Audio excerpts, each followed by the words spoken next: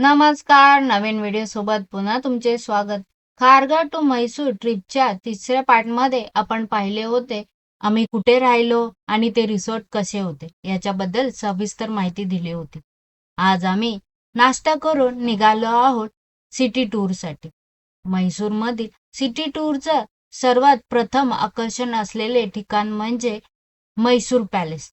ते पाहण्यासाठी सकाळी 10 वाजता रिसॉर्टमधून निरोप घेऊन आम्ही आमच्या प्रवासाला सुरुवात केली आणि थेट पोहोचलो म्हैसूर पॅलेसला.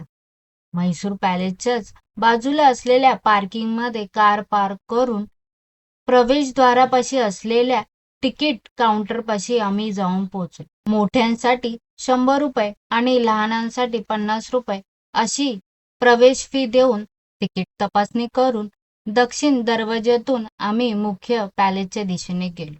तिथे पोहोचताच पॅलेसमध्ये चप्पल घालून जाण्याची परवानगी नसल्यामुळे पॅलेसच्याच बाहेर एक चप्पल स्टँड होते, जिथे प्रति व्यक्ती 2 रुपये किमतीने आपण चप्पल ठेवू शकत होतो आणि तिथून आपल्याला एक कुपन मिळते, ज्याने आपल्याला त्या चप्पला रिटर्न मिळतील.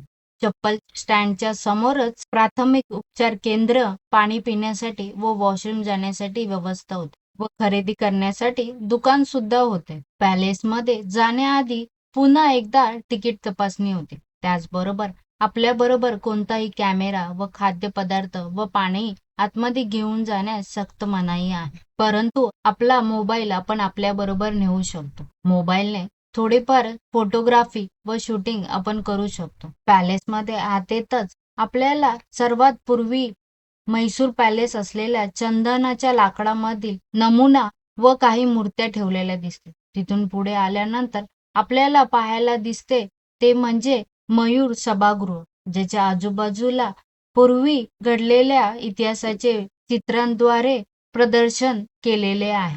तिथून पुढे आल्यानंतर पॅलेसमध्ये वापरल्या जाणाऱ्या चांदीच्या खुर्च्याचे प्रदर्शन आपल्याला दिसून येते. आता व्हिडिओत दिसत असलेले हे ठिकाण, जिथे कुस्तीसारखे खेळ राजाच्या मनोरंजनासाठी इथे खेळले जात असे. आता व्हिडिओत दिसत असलेले तोफा या राजघराण्यातील 18व्या शतकाच्या आधीच्या तोफा असलेल्याचे आपल्याला सांगण्यात येते. इंडो शारोसेनिक वास्तुकलेचा उत्कृष्ट नमुना असलेला हा पॅलेस पूर्वीच्या वाडियार राजघराण्याचे मुख्य निवासस्थान होते. मूळ लाकडी राजवाडा 1897 मधील आगीत जळून खाक झाल्यानंतर आत्ताची इमारत दगडी रचना ब्रिटिश हेनरी आर्विन यांनी 1912 मध्ये पूर्ण केली. यात हिंदू, इस्लामी, राजपूत आणि कॅथलिक शैलीचे सुंदर मिश्रण आपल्याला पाहायला मिळते.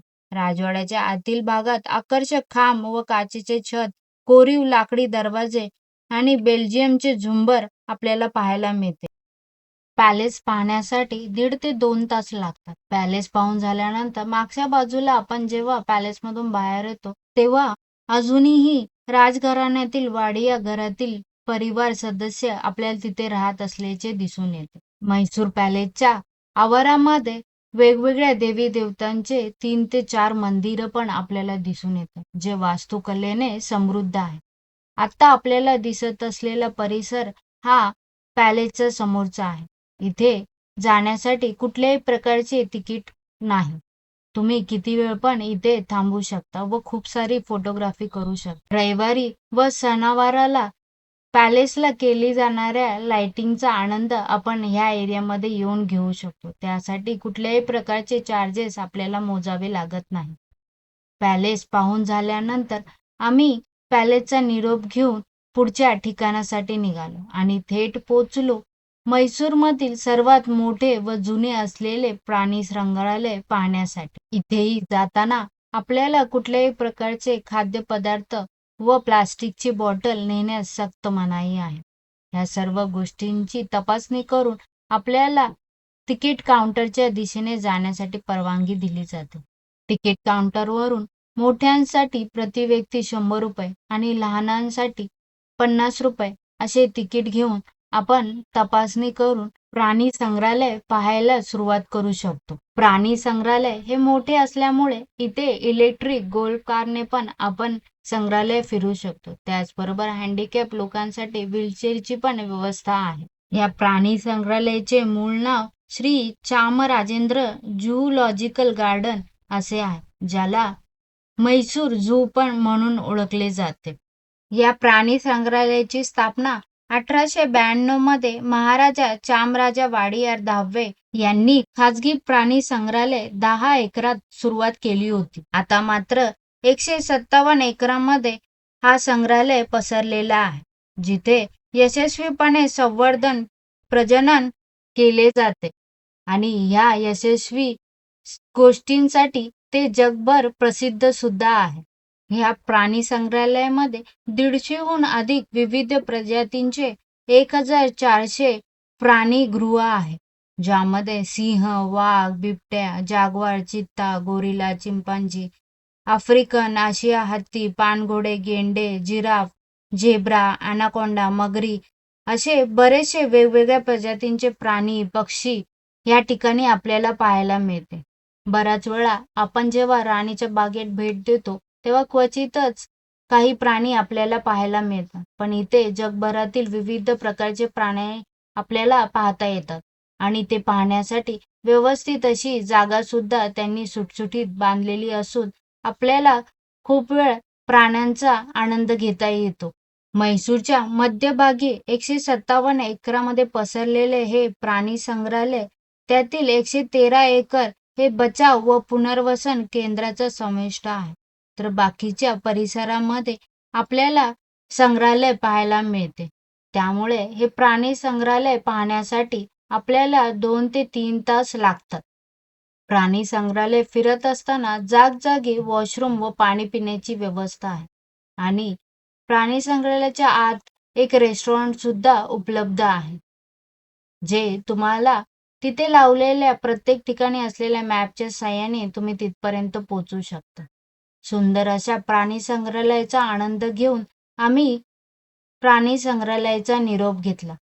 हे प्राणी संग्रहालय सकाळी 8:30 ते संध्याकाळी 5:30 पर्यंत सर्वांसाठी खुले असते. मंगळवारी मात्र हे प्राणी संग्रहालय बंद असते. त्या हिशोबाने तुम्ही जर ह्या ठिकाणी जाणार असाल तर त्याची नोंद घ्यावी. आता आमचे पुढील ठिकाण होते चामुंडी हिल. म्हैसूरपासून 13 किलोमीटरवर असलेले हे ठिकाण निसर्गरम्यासाठी प्रसिद्ध आहे. इथून दिसणारा शहराचा टॉप व्ह्यू खरंच पाहण्यासारखा असतो. त्याचबरोबर इथे प्राचीन श्री चामुंडेश्वरी मंदिर आहे. नंदीची एक भव्य मूर्ती आहे, जी खरंच पाहण्यासारखी आहे. हे मंदिर म्हैसूर महाराजांची कुलदेवता असलेली देवीचे मंदिर आहे असे सांगण्यात येते. मंदिर आवारामध्ये पार्किंगची व्यवस्था आहे. त्याचबरोबर तिथेच असलेल्या पूजेच्या साहित्यांचे दुकानांमध्ये आपण चपला ठेवू शकतो किंवा तिथे चप्पल स्टँड सुद्धा अवेलेबल आहे. मंदिराला 7 मजली गोपुर आहे, जो पाहण्यासाठी खरंच खूप आकर्षक व सुंदर आहे. मंदिरात जाण्यासाठी 2 ते 3 तास लाईन लावावी लागते. त्यानंतर दर्शनानंतर आपण बाहेर येऊन पुन्हा निसर्गरम्य असलेल्या दृश्याचा आनंद घेऊ शकतो. खरं तर या मंदिरापर्यंत जाण्यासाठी किंवा या टेकडीवर जाण्यासाठी तुम्हाला 2 पर्याय उपलब्ध आहेत. गाडीने तुम्ही वळणावळणाने निसर्गरम्य दृश्याचा आनंद घेऊन तिथपर्यंत पोहोचू शकतो किंवा दुसरा पर्याय 1008 प्राचीन दगडी पायऱ्या सुद्धा उपलब्ध आहे. मंदिराच्या दर्शनानंतर परतीच्या मार्गावर असताना आम्ही वाटेत लागलेले सँड म्युझियमला पण भेट दिली होती. इथे प्रति व्यक्ती 60 रुपये अशी प्रवेश फी होती. आतमध्ये गेल्यानंतर खरेदीसाठी काही दुकानं होती व मध्यामध्ये वाळूवर बनवलेले वेगवेगळ्या कला व मूर्त्या दिसत होत्या, जे पाहण्यासाठी खरंच खूप आकर्षक वाटत होते.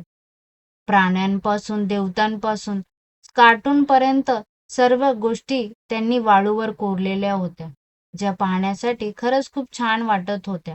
हे सँड म्युझियम सकाळी 8:30 ते संध्याकाळी 6:30 पर्यंत पर्यटकांसाठी उपलब्ध असते. भारतातील हे पहिले सँड म्युझियम असून आमच्यासाठी एक वेगळा अनुभव होता. आम्ही पण सँड म्युझियम मध्ये पहिल्यांदा व्हिजिट केले होते. छानशा अशा अनुभवानंतर आम्ही म्युझियमचा निरोप घेतला आणि परतीच्या मार्गावर निघालो. म्हैसूर सिटी टूर मध्ये अजून पण अशा गोष्टी आहेत जिथे तुम्ही भेट देऊ शकता. त्यामध्ये Mysore railway museum, Jaganmohan palace, saint Joseph church, Karanji lake, vintage car museum, Vrindavan garden आणि शॉपिंग करण्यासाठी देवराज मार्केट जाऊ शकता. हे सर्व गोष्टी फिरवण्यासाठी तुम्हाला सिटीमध्ये पर डेच्या हिशोबाने रिक्षा पण अवेलेबल आहे किंवा तुम्ही हॉटेलमधून टूर पॅकेज घेऊन त्या हिशोबाने कॅब बुक करू शकता पूर्ण दिवसासाठी. आजच्या व्हिडिओमध्ये एवढेच. पुन्हा भेटूया नवीन व्हिडिओ सोबत. तोपर्यंत स्वस्त राहा, मस्त राहा. धन्यवाद.